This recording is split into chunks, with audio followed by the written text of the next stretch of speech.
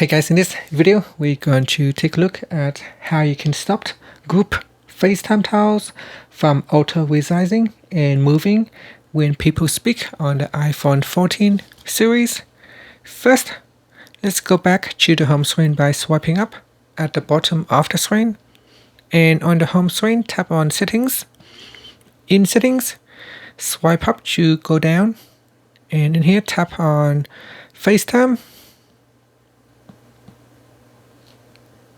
Next, scroll down and go to the Automatic Prominence section and tap on the Speaking Toggle button to switch it off.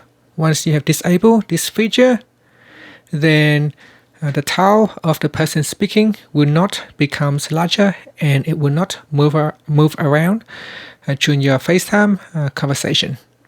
After that, you can swipe up to go back to the home screen. Thank you for watching this video. Please subscribe to my channel for more videos.